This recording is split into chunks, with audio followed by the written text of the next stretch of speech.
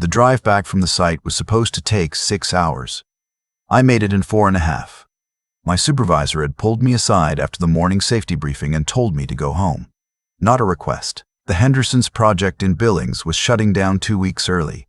Funding dispute between the developer and the county, something I hadn't been involved in and didn't need to understand. All I understood was that my truck was pointed east on I-90, and I had 14 days I hadn't expected. I'd been doing industrial welding contracts for 11 years. 3 weeks out, 1 week home, sometimes longer stretches if the money was right. It wasn't glamorous, but it paid well, and after my wife passed, it was the thing that kept me functional. Grief has a way of making you need somewhere to put your hands. My daughter Lily was 10. She had her mother's eyes and her mother's habit of leaving half-full glasses of water on every flat surface in the house. My sister-in-law, Brenda, had been staying with her since I took the Billings contract in February. That was the arrangement we'd worked out. Brenda lived 40 minutes away, had 2 grown kids, and had offered without me asking. I'd been grateful in the way you're grateful when someone helps you carry something you're too proud to admit is too heavy. I tried calling Lily from the truck around noon. Voicemail. I tried again at 2. Voicemail. I called Brenda. She picked up on the 3rd ring. Marcus, this is a surprise. Something in her voice was off. Not cold exactly. Careful. Job ended early. I'm heading back. Is Lily home from school? A pause. Not long, but long enough. She's not at home right now. Where is she? She's at that program. The one through Cornerstone Academy. Where is she? She's at that program. The one through Cornerstone Academy. I told you about it. I searched my memory. Lily's school was Cornerstone Christian Academy, a private school outside Spokane that my wife had chosen before she died. I'd kept Lily enrolled there because pulling her out of one more thing felt cruel. I had some vague recollection of Brenda mentioning a summer enrichment program. I'd been in Billings. I'd been tired. I'd said okay. What program exactly? Pastor Ellroy's discipleship program. The Renewal Institute. It's out in the valley, very structured. Lily was having some trouble focusing at school, and Pastor Ellroy said the summer intensive would help her get back on track. When did she leave? 10 days ago. I pulled off the highway into a gas station parking lot without fully deciding to. Brenda, she's been gone 10 days and you didn't call me? You would have worried for nothing. Marcus, she's fine. They don't allow phones during the session. That's part of the structure. It builds focus. Pastor Ellroy has worked with hundreds of children. Give me the address. Marcus, if you go out there and disrupt. The address, Brenda. She gave it to me. Her voice had shifted to something that might have been guilt, but I didn't have time to diagnose it. I typed the address into my phone, pulled back onto the highway, and drove. The Renewal Institute was 43 miles outside Spokane, up a 2-lane road that turned to gravel after the last gas station, then to packed dirt after the tree line thickened. I lost cell signal twice. The GPS kept rerouting. Late June in eastern Washington means long light, and the sky was still pale gold when I turned through a gap in a chain-link fence and saw the compound. It wasn't what I expected. I don't know what I expected. Maybe cabins, maybe a main hall with a cross on it. What I saw was a cluster of prefab buildings arranged around a central courtyard, surrounded by several acres of what looked like vegetable fields. Beans, squash, some kind of leafy green I couldn't identify from a distance. And there were children in the fields, moving slow and hunched under the late afternoon sun. I parked and walked toward the nearest building. A man in a polo shirt stepped out of a side door before I reached it, maybe 50, with close-cropped gray hair and the kind of even tan you get from spending a lot of time outdoors watching other people work. Can I help you? I'm here for my daughter, Lily Hart. He tilted his head slightly. Our sessions run through the end of July. We ask that family contact be scheduled through the office to minimize disruption to the student's progress. I'm not scheduling anything. Where is she? He smiled. Patient. Practiced. I'm Pastor Ellroy. You must be Marcus. Brenda mentioned you might have some concerns. Why don't we go inside and I can walk you through our program structure? I don't want a walkthrough. I want my daughter. I was already looking past him at the fields. The children were moving between rows carrying baskets. I counted at least 15 of them. Their ages ranged from maybe 8 to 15, and they were all wearing the same thing. Tan shirts, dark pants, wide hats. One of them had her head down and was moving with a slight hitch in her step, like her feet hurt. I knew that hitch. Lily had been walking that way since she was 4, left foot rolling in slightly. Her pediatrician called it a minor gait deviation. Nothing serious, completely hers. I walked around Pastor Ellroy. "Sir, this is private property." I was already crossing the courtyard. "Lily." She didn't hear me. I called again, louder. The girl with the hitch raised her head. She looked different. Her face was sunburned, pink and peeling across the nose. She'd lost weight. She didn't have to lose. When she saw me, she stood completely still for 2 full seconds, like her brain couldn't process it. Then she dropped the basket and ran. She ran into me so hard it knocked me back a step. I got my arms around her and she was shaking. Actually shaking. A full-body tremor, like something in her had been held very tightly for a long time and just let go. "Daddy, Daddy, I didn't think you were coming. I'm here. They said you knew I was here. They said you approved it and you didn't want me to call because I needed to learn how to be independent." She pulled back just enough to look at my face. "That's not true, right? That's not true." My throat closed. "No, baby, that's not true. I wrote you 2 letters. Pastor Ellroy said he mailed them. You didn't get them. I hadn't gotten any letters." I held her tighter and looked over her head at the other children in the field. Several of them had stopped working and were watching us. Some of them had that same stillness Lily had shown when she first saw me. That held breath look of children who have learned not to want too much. A boy, maybe 9 years old, 3 rows over, caught my eye. He didn't wave or say anything. He just looked at me. Then he looked at Lily in my arms. Then he looked back at the ground and kept working. That look stayed with me longer than almost anything else that happened that day. Pastor Ellroy had followed me across the courtyard and was standing at a careful distance. He had his phone out. "Marcus, I understand this is an emotional moment, but you're disrupting a program that these families have entrusted us with. Lily has been making real progress." "Doing what?" "Picking vegetables in 90-degree weather. Agricultural work is part of our integrated curriculum. Physical labor, spiritual reflection, academic study. It builds character in ways that," she's 10, "children are more capable than our culture gives them credit for. We hold them to." She said she wrote me letters. "Where are those letters?" Something shifted in his face, just briefly. "All outgoing correspondence is reviewed by staff to ensure students aren't." "You kept her letters from me." "We redirected communications that would have disrupted her progress." I looked at Lily. "How long have you been working out here every day?" She wiped her face with the back of her wrist. "Since the first week. We get up at 5:30. We work in the fields until it gets too hot. Then we do Bible study. Then we work again in the evening. If we don't meet our row count, we don't get dinner. Just the bread." I turned back to Pastor Ellroy. He was already talking. Something about accountability structures and Lily's attitude problems and what Brenda had explained about her home situation, about how a child without a mother needed more structure than most, and how this program had transformed dozens of young lives, and how the paperwork Brenda had signed was entirely legal, and how removing Lily would be disrupting not just her progress, but the progress of the whole cohort. I stopped hearing him after the paperwork Brenda had signed. What paperwork? An educational guardianship agreement for the duration of the summer session. Standard procedure. We have it on file. My sister-in-law doesn't have guardianship of my daughter. She represented herself as the child's primary caretaker during the parent's absence, which legally, get the paperwork. It's in my office, which is, get it right now or I'm calling the police. He didn't move. I pulled out my phone. I had 1 bar of signal. I called 911. The dispatcher asked me to describe the situation. I told her, private facility, minors performing agricultural labor. Child had been isolated from her parent, mail withheld. She asked me to stay on the line and told me a deputy was en route. Estimated 30 minutes. Pastor Ellroy's patient expression had curdled into something else. He turned away and spoke quietly into his own phone. Within 2 minutes, 3 men materialized from the building behind him. They positioned themselves in a loose semicircle between me and my truck. I sat down on the ground right there in the courtyard and pulled Lily into my lap. She was still shaking slightly. Tell me what it's been like, I said quietly. She told me. 5:30 wake up, oatmeal with no sugar. Field work until 10 or 11, depending on the heat.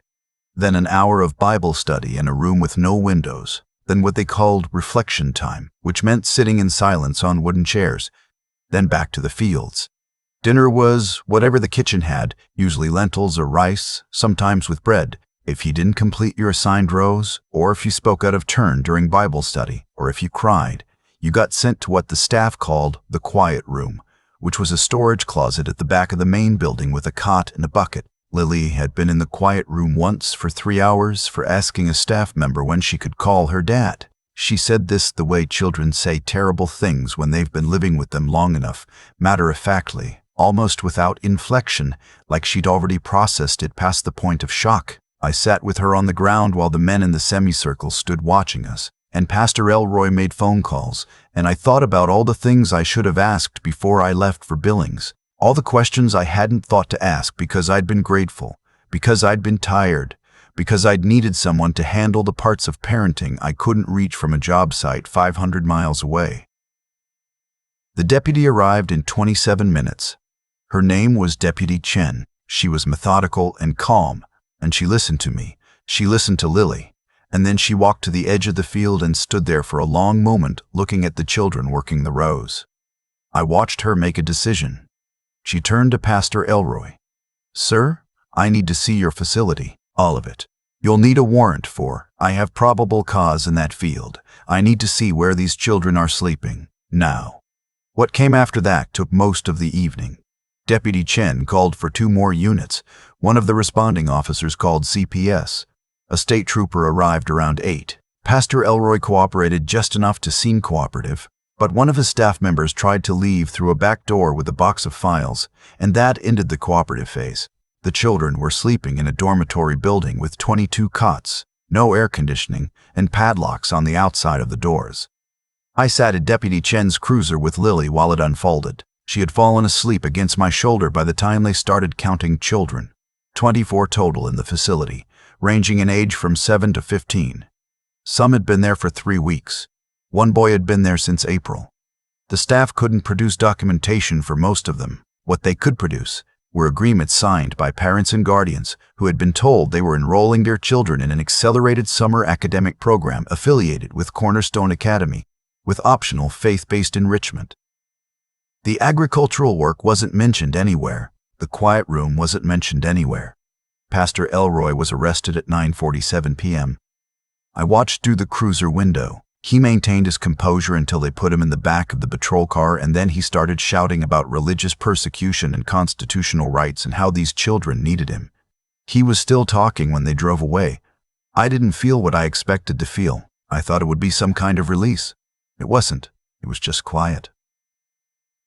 Brenda showed up just before 10. She'd driven out when she couldn't reach me or Ellroy by phone. She stood in the parking lot looking at the patrol cars and the Child Protective Services van and the children being walked out of the dormitory building wrapped in emergency blankets because the night had turned cold. When she saw me, she crossed the lot quickly. Her face was doing something complicated. "Marcus, I want you to know that I had no idea. You signed guardianship papers, Brenda. It was an educational agreement." He said it was standard procedure, that all parents signed one. He intercepted the letters she sent me. She stopped. Something went through her face that might have been grief. "I didn't know that," she said. "I genuinely didn't know that." I believed her. That was almost worse than if I hadn't. "Lily asked every week if you'd called," Brenda said quietly. "I told her you were busy, that you'd call when you could. Ellroy told me that parent contact during the first month disrupted the process. I thought," she stopped. "I thought I was helping. I thought she needed structure. She was struggling, Marcus. After Catherine died, she was struggling, and I didn't know how to help her." And he seemed to know exactly what to say. I didn't say anything. "I'm sorry," she said. "I know that's not enough." It wasn't. But I also knew that people who are trying to do right by a grieving child can make catastrophic mistakes, especially when someone convincing is telling them exactly what they need to hear. A paramedic checked Lily over in the parking lot while I held her hand.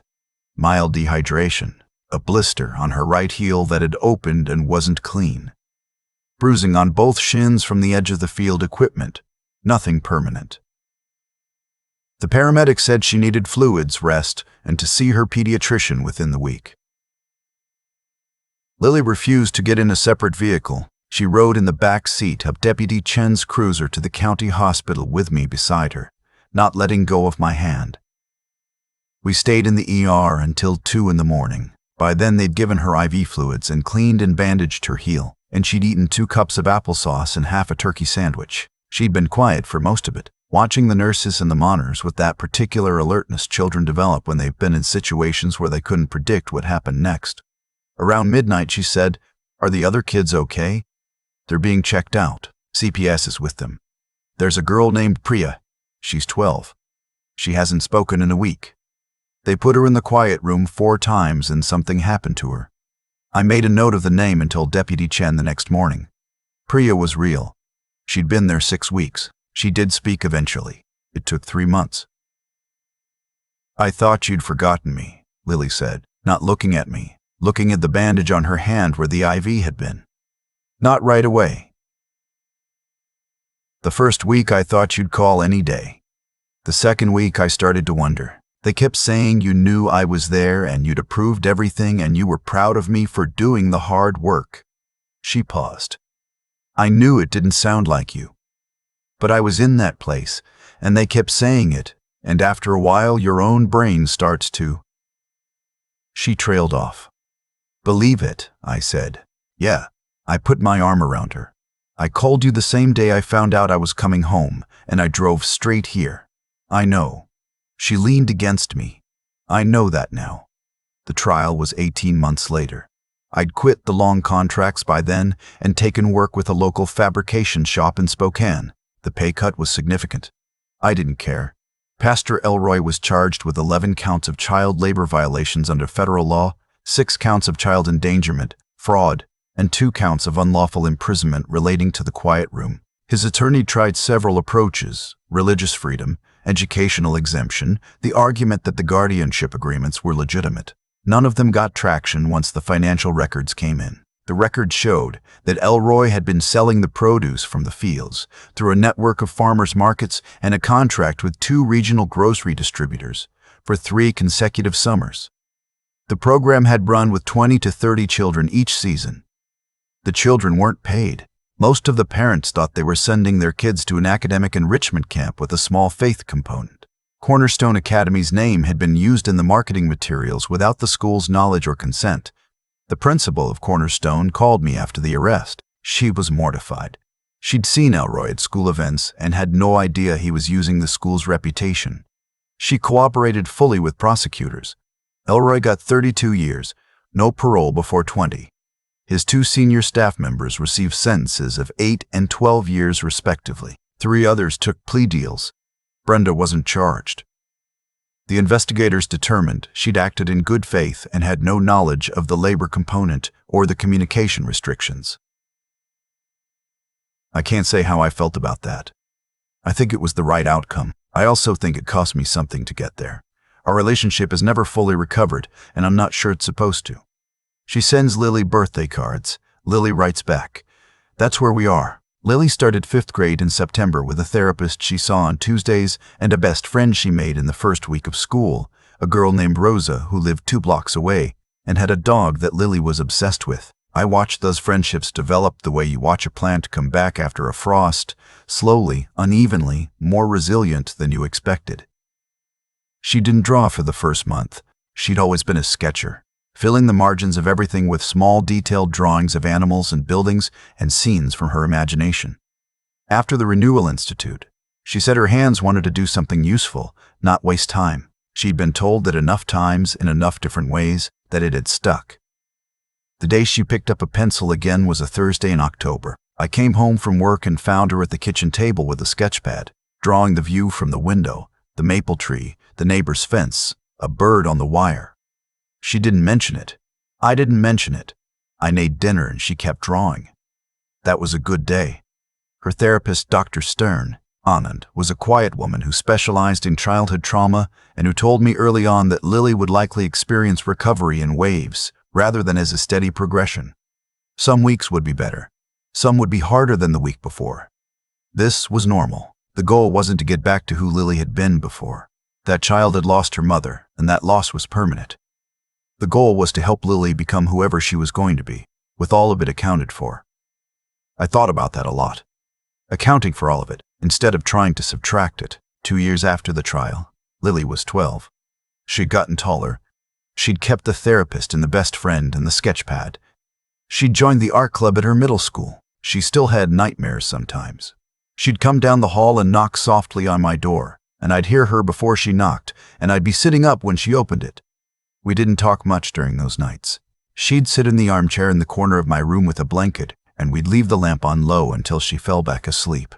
I'd started volunteering with a nonprofit called the Family Safety Network, which ran workshops for parents about the warning signs of predatory programs targeting children, the ones that use the language of enrichment and faith and discipline to attract families who were struggling and trusting. I gave talks at community centers and libraries and sometimes at churches. I told people what to look for. Programs that discourage or restrict parent contact during the early weeks. Facilities you can't visit unannounced. Agreements that transfer any form of educational or medical authority without explicit explanation. Staff who have an answer ready for every concern you raise before you've finished raising it. I told them that people running these programs are good at identifying families who are stretched thin, single parents, grieving parents, parents who are working too many hours and feeling guilty about it, parents who want to believe someone else has the answers. I'd been all of those things at once. I wasn't saying it to be hard on myself anymore. I was saying it because it was true and because it might help someone else ask the question they hadn't thought to ask. Lily came with me to one of the workshops a year after I started. She didn't speak. She sat in the back row and listened. Afterward, a woman came up to her. She'd lost her son to a similar program, a different state, different name, same basic structure, and they talked for 20 minutes in the corner while I answered questions from other parents.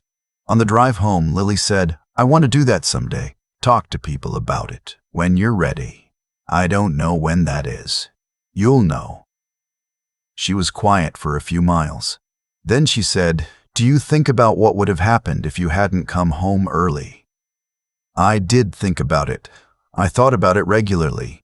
The particular contingency of it, if the Hendersons project hadn't hit that funding dispute, if my supervisor had sent someone else home early instead of me, if I'd decided to take a detour or stop for the night. "Yeah," I said. "I think about it." "I used to think it was luck," she said. "Now I think it's more like you were paying attention. You called twice. You drove there the same day. You didn't wait. I should have been paying attention before I left. Maybe." She looked out the window. "But you were there when it mattered. That's the part I hold on to." I didn't say anything. My throat was doing the thing it does. On the second anniversary of the rescue, I drove past the address on my own, without telling Lily where I was going. The facility was gone. The prefab buildings had been demolished after the trial. The land sold to a private buyer. Someone had put up a horse fence, and there was a small herd grazing on what had been the vegetable fields. It looked nothing like what I remembered. I was grateful for that. On the way back, I called Lily, who was at Rose's house. "Hey, Dad, just checking in." "I'm fine. We're watching a movie. Rose's dog is sitting on me." "Good. Good dog. He's a great dog. Are you okay?" "Yeah," I said. "I'm good." And I was, mostly. The kind of good that's built on top of hard things rather than in the absence of them. The kind that knows exactly what it cost. That's the only kind I've found that holds. I've thought a lot about the chain of decisions that led to that gravel road outside Spokane. Not just Ellroy's decisions, mine. I left for Billings because the money was good, and because I told myself that stability meant a paycheck and a roof, that if I could just keep those two things solid, everything else would hold. I told myself Brenda was capable, which she was. I told myself Lily was resilient, which she also was, more than she should have had to be. I told myself that 6 weeks would pass quickly and I'd be back before anything important happened. I was wrong about that last one in a way I'll carry for the rest of my life. What I've come to understand is that the choices we make from exhaustion look almost identical to the choices we make from wisdom. Both feel like the reasonable thing. Both have a logic you can defend. The difference only shows up later, when you see what they built, or what they failed to protect. Ellroy didn't appear dangerous. That's the part people don't want to sit with because it's uncomfortable.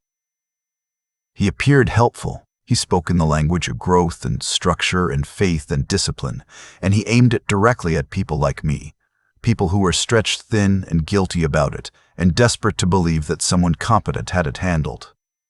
The trap wasn't built out of obvious evil. It was built out of things that sound good: accountability, hard work, character building, community. He took real values and hollowed them out and used the shell to do harm. That's harder to defend against than something that looks like a threat from the outside. What saved Lily wasn't luck, exactly, though luck was part of it. What saved her was that I didn't wait. When something felt wrong, I drove toward it instead of away from it. I think that instinct, to move toward the thing you're afraid of, rather than rationalize it into something manageable, is one of the most important things a person can develop. It doesn't come naturally. It runs against the part of us that wants things to be fine, that wants the people we've trusted to have been worth trusting. But it's the muscle that matters when the moment comes. Lily taught me something in the truck on the drive home from that workshop. 2 years after the trial, she said she used to think it was luck that I came home early. Now she thinks it was attention, that I called twice, that I drove the same day, that I didn't wait for a better time. She was right, and she was also being generous, because she knows as well as I do that I wasn't paying attention before I left. I missed the signs I should have caught. I trusted a system because trusting it was easier than questioning it. The guilt from that doesn't go away. I've stopped expecting it to. What I've done instead is let it make me more careful, more present, more willing to ask the question that inconveniences everyone in the room. Intelligence, I've found, isn't about having the answers. It's about knowing which questions you haven't asked yet. Integrity isn't about being right. It's about being willing to look at the places where you weren't.